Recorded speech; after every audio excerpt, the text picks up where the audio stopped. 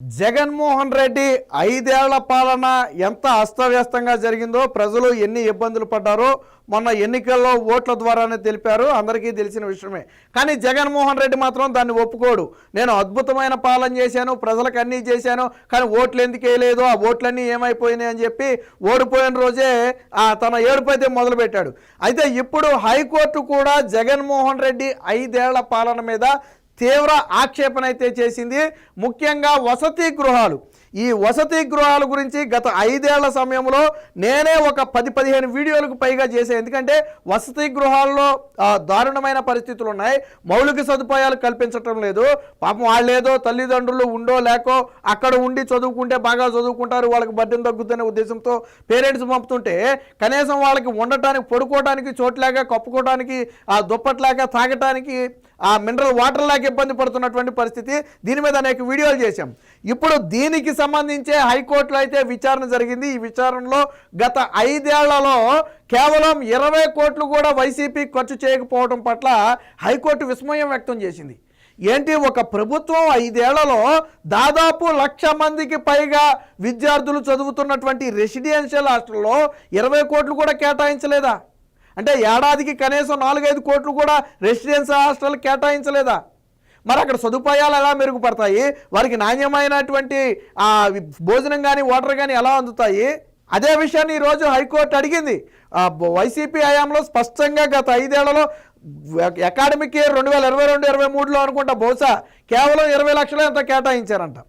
1,00,000 మంది చదువుతున్నారు, రాష్ట్రం మొత్తం రెసిడెన్షియల్ హాస్టల్స్ ఉన్నాయి, కేవలం 20 లక్షలు కేటాయించారంట. 20 లక్షలు ఖచ్చితంగా వాళ్ళకు ఒక దుప్పటి కొనిస్తే సరిపోవు 1,00,000 మందికి. మరి సదుపాయాలు ఎలా మెరుగుపడతాయి?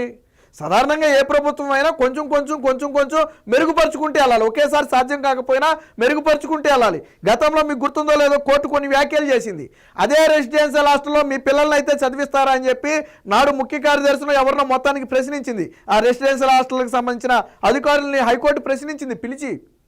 మీరు ఇప్పుడున్నటువంటి పరిస్థితుల్లో మీ పిల్లల్ని అక్కడ చదివిస్తారా? మా పిల్లల్ని అయితే నేను చదివించను, ఆ పరిస్థితి చూశాక నేను చదివించను, మీ పిల్లల్ని చదివిస్తారా అని చెప్పి కోర్టు నిలదీసింది ముఖ్య కార్యదర్శిని. వాళ్ళ దగ్గర నుంచి సమాధానం లేదు.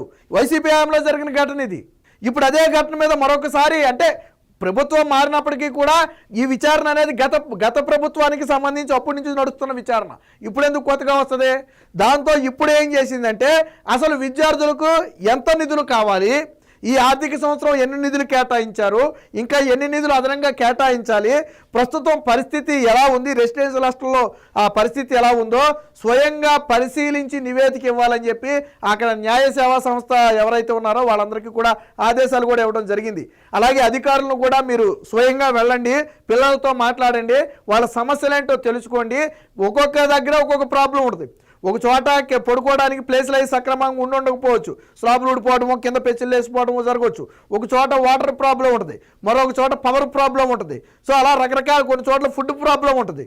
సో ఎక్కడ ఏ సమస్య ఉందో తెలుసుకుని వాటిని పరిష్కరించాలి. అలాగే మొత్తంగా ఓవరాల్గా రెసిడెన్షియల్ హాస్టల్స్ బాగు చేయడానికి కానివ్వండి, వాటికి మౌలిక సదుపాయాలు కల్పించడానికి కానివ్వండి, ఎంత నిధులు ఖర్చు అవుతాయి అనే దాని మీద ఒక సమగ్ర నివేదిక ఇవ్వాలని చెప్పి నిన్న అధికారులను అయితే కోర్టు ఆదేశించడం జరిగింది. దీనికి సంబంధించిన ఒక వార్త అయితే వచ్చింది. అయితే సాధారణంగా జగన్మోహన్ రెడ్డి అధికారంలో ఉన్నంతకాలం మొట్టికాయలు, చివాట్లు, చెప్పు దెబ్బలు తిన్నాడు కోర్టుల చేత, అది అందరికీ తెలిసిన విషయమే.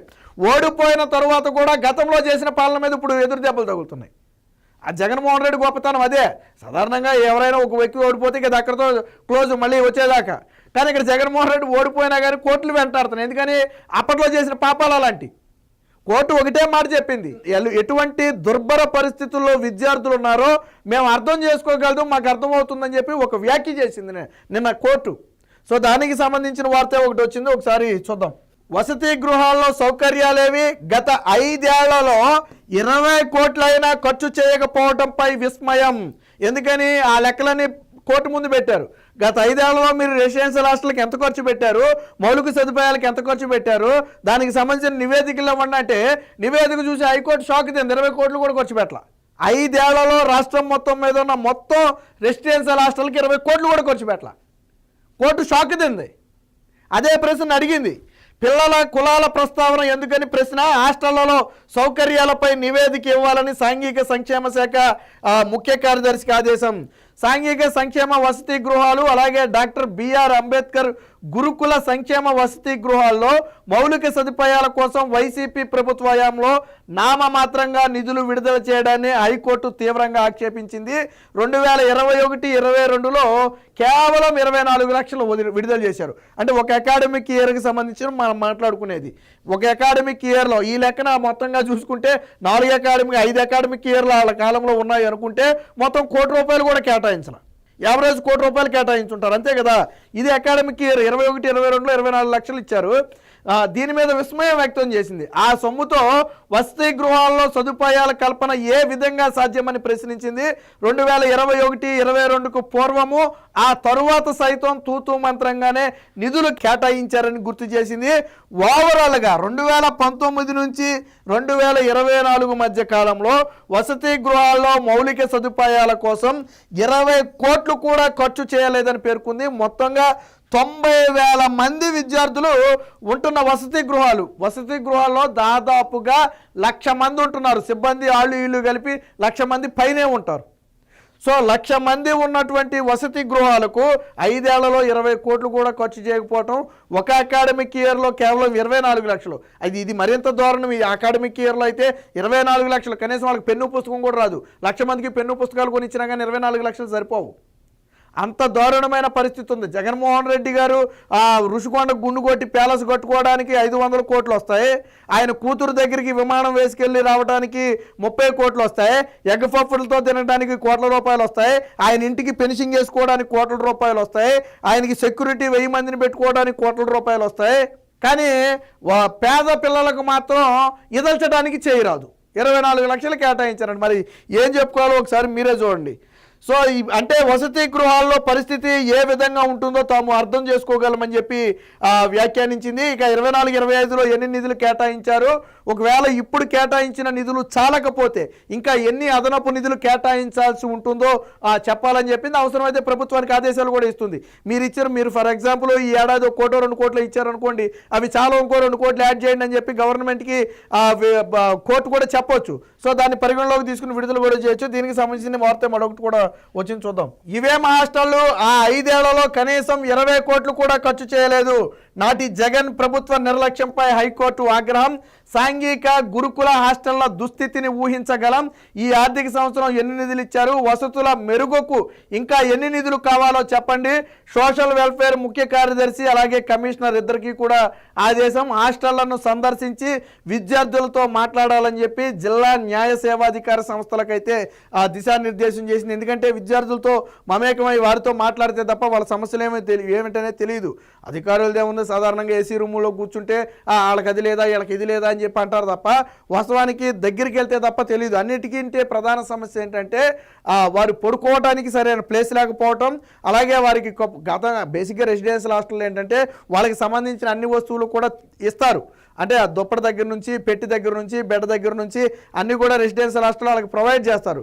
బట్ జగన్మోహన్ రెడ్డి వచ్చిన తర్వాత వీరు ప్రొవైడ్ చేయకపోవడంతో వాళ్ళే సొంత డబ్బులతో కొనుక్కునో లేదా తల్లిదండ్రులను అడిగి కొనిపించుకోవాల్సిన పరిస్థితి వచ్చింది.